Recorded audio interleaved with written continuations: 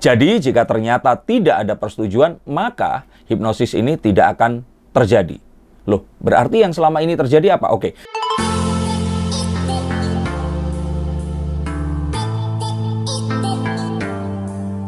Halo Science Seekers, kembali berjumpa bersama saya Denny Darko. Tidak ada yang namanya misteri, yang ada adalah tanda-tanda yang kita semua coba untuk mengerti. Pembunuhan ibu dan anak di dalam bagasi mobil Alphard di Subang memasuki 1 bulan. Dan proses penyelidikan masih tetap dilakukan. Pendalaman juga dilakukan untuk mendapatkan alat bukti yang lebih banyak lagi. Dan polisi memang sangat berhati-hati dalam kasus yang satu ini.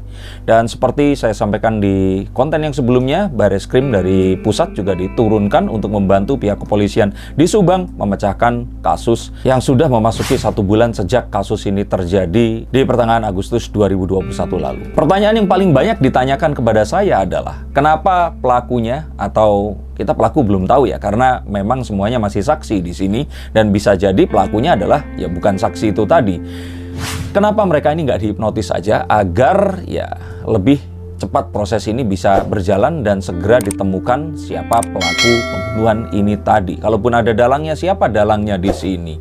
Dan pertanyaannya memang amat sangat mudah untuk diucapkan, tapi amat sulit untuk dijawab. Semoga konten kali ini bisa menjawab mengapa hipnotis belum atau tidak dipergunakan, dan kalaupun dipergunakan, kira-kira harus dipergunakan dengan cara seperti apa. Yang pertama kali saya akan jelaskan menggunakan kartu, dan ini bukan ramalan, tapi ini adalah fakta yang akan saya angkat berdasarkan kartu yang saya buka. Dan setiap kartu ini memiliki cerita tertentu yang mana kalau ternyata ada sebuah elemen untuk bisa memberikan sebuah petunjuk terhadap masa depan yang terjadi, itu adalah sebuah bonus. Tapi arti dari kartu ini menunjukkan bahwa ada 2 orang yang memiliki satu keinginan yang sama, satu rasa yang sama, dan ini semua mempermudah semuanya akan terjadi. Hipnosis itu tidak akan terjadi jika suyet atau orang yang dihipnotis ini tidak memberikan persetujuan.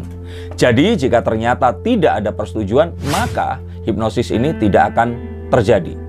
Loh, berarti yang selama ini terjadi apa? Oke, saya jawab pertanyaan itu dengan 2 fakta. Yang pertama, tidak ada yang namanya hipnosis. Yang ada adalah self-hipnosis. Siapa yang akan mengizinkan seseorang masuk ke alam bawah sadar adalah hanya dirinya sendiri. Jadi, tidak ada seorang pun yang bisa menyuruh orang masuk ke alam bawah sadar. Artinya, jika itu terjadi dan di-trigger oleh seseorang, orang ini hanya memberikan sugesti agar orang itu masuk ke alam bawah sadar. Ini harus kita mengerti, dan ini adalah fakta yang pertama. Fakta yang kedua, hipnosis yang dikenal oleh orang-orang itu adalah hipnosis yang mungkin selama ini ada di televisi atau di dunia entertainment atau hiburan saja. Sedangkan hipnosis yang dalam arti yang sebenarnya itu luas sekali. Ada hipnosis klinis, ada hipnosis forensik yang akan saya sebutkan dan bahas nanti, dan hipnosis yang lainnya lagi. Sehingga kalau kita berbicara tentang kenapa tidak dihipnosis saja, maka hipnosisnya tidak seperti yang dilakukan di hipnosis untuk entertainment di televisi. Sekali lagi ditegaskan bahwa hipnosis akan berhasil jika ternyata orang yang akan dihipnosis ini memberikan persetujuan. Saya ingat dulu saya dan rekan pernah membuka sebuah klinik hipnoterapi, dan terus kemudian ada seseorang yang datang dibawa oleh istrinya. Istrinya ini bilang kalau ini saya baru melahirkan dan suami saya ini kalau bisa dihipnotis untuk berhenti merokok. Oke, kata-katanya mungkin sesimpel itu, tetapi pada kenyataannya tidak semudah itu tadi. Dan memang seperti tadi dikatakan, agar hipnosis ini berhasil, maka seseorang itu tadi harus menyetujui dan memberikan persetujuan. Karena jika tidak, maka kalaupun akan dibujuk untuk berhasil, ini hanya akan berlangsung dalam waktu yang sangat singkat. Mungkin dia akan bisa untuk meninggalkan rokok dalam waktu singkat, tetapi lama-kelamaan dia pasti akan kembali ke habitnya lagi. Maka daripada itu, untuk sebuah keberhasilan dalam teknik hipnosis, suyet atau orang yang akan dihipnosis ini harus memberikan persetujuan. Dari sini seharusnya kita tahu tentang fakta itu tadi. Nah, seperti tadi saya katakan, jika ternyata suyet ini menolak, maka sebenarnya dia harus dibujuk. Nah, saat dibujuk, maka dia harus diminta atau disugesti untuk masuk ke alam bawah sadar dengan keinginannya sendiri. Mengapa harus dibujuk? Karena jika dia menolak dan tetap dipaksa, akan bisa jadi dia memberikan sebuah hasil yang akan malah membuat rancu sebuah pengumpulan data dan fakta yang diharapkan harusnya terjadi dengan sempurna. Maka daripada itu, jika ternyata tidak berhasil atau tidak mau, maka orang ini harus dibujuk. Jika tidak bisa dibujuk, maka tentu saja teknik ini tidak akan dianggap efektif untuk bisa digunakan membantu dalam proses penyidikan atau penyelidikan. Dan memang akhirnya di Indonesia ini penggunaan teknik hipnosis itu belum diatur dalam KUHP atau Kitab Undang-Undang Hukum Acara Pidana.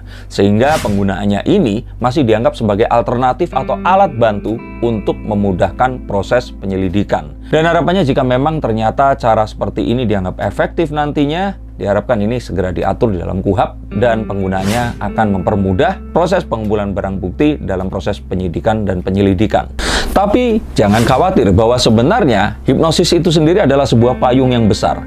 Dan cara-cara di dalamnya, teknik-teknik di dalamnya, ini ternyata juga memiliki kesamaan dengan sebuah teknik yang selama ini juga dipergunakan oleh pihak kepolisian untuk menemukan bukti yang dibutuhkan. Dan kalaupun ternyata nanti hipnosis ini akan bisa dipergunakan, maka seperti tadi saya katakan, hipnosis ini akan berbeda dengan hipnosis yang kita semua tonton di televisi atau di kanal-kanal hiburan atau entertainment. Hipnosis di sini adalah hipnosis yang bisa dan dapat dipergunakan sebagai metode pendukung untuk proses penyelidikan. Dan ini adalah sebuah teknik dalam profiling dan tidak hanya hipnosis namanya, tapi hipnosis forensik. Dan tadi yang saya katakan bahwa teknik-teknik yang sebenarnya sudah digunakan ini disebut sebagai cognitive interviewing, yaitu sebuah metode untuk mengetahui bagaimana informasi itu tadi ditangkap dan dikeluarkan. Dan ini sebenarnya sudah dipergunakan sejak lama.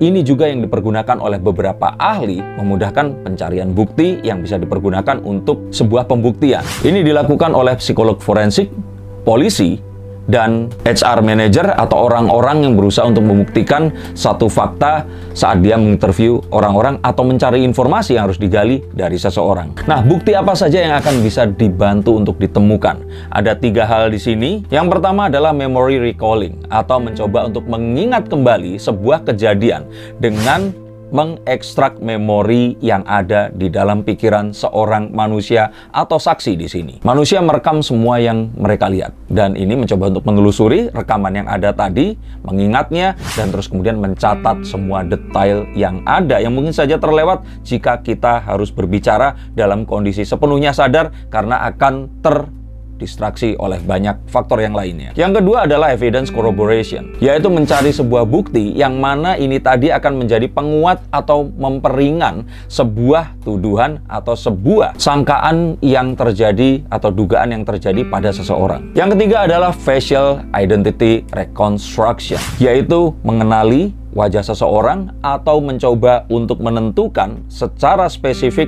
siapa dan seperti apa appearance atau penampakan seseorang sehingga proses identifikasi bisa dilakukan. Dan kembali lagi, karena ini harus keinginan sendiri, maka seorang hipnotis forensik ini tadi atau forensik hipnotis, bacanya seperti itu ya, forensik hipnotis, karena hipnotis ini bukan kata kerja, bukan hypnotize tapi hipnotis.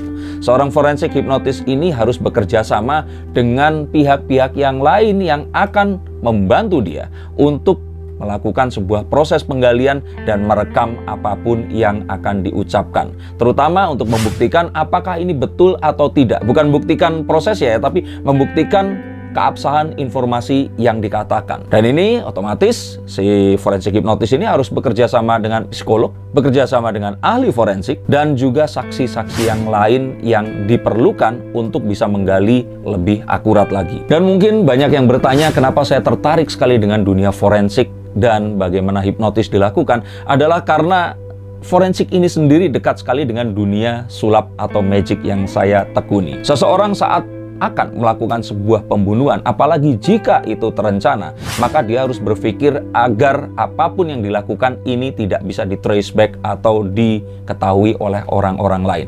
Dan ini adalah cara yang sama saat seorang pesulap seperti saya merencanakan sebuah pertunjukan agar orang-orang ini mendapatkan impresi atau ekspresi yang saya inginkan. Dan sebuah pembunuhan atau kejahatan yang sempurna itu sebenarnya persis sama seperti sebuah trik sulap yang sempurna juga. Nah, jika ternyata dalam banyak hal ini tadi, sebuah trik sulap atau pembunuhan ini harus dibongkar, maka harus ada sebuah cara untuk mengetahui dan kembali men-trace back apa yang dilakukan oleh orang yang diduga melakukan hal ini tadi.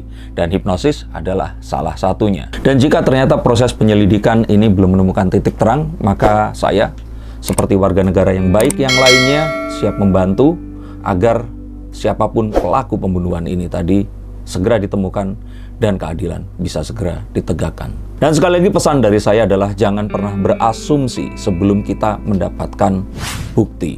Dan bukti yang terbaik tentu saja adalah bukti yang akan disajikan oleh tim penyidik dan penyelidik yang ada di kepolisian nanti. Terima kasih, sampai jumpa, dan salam.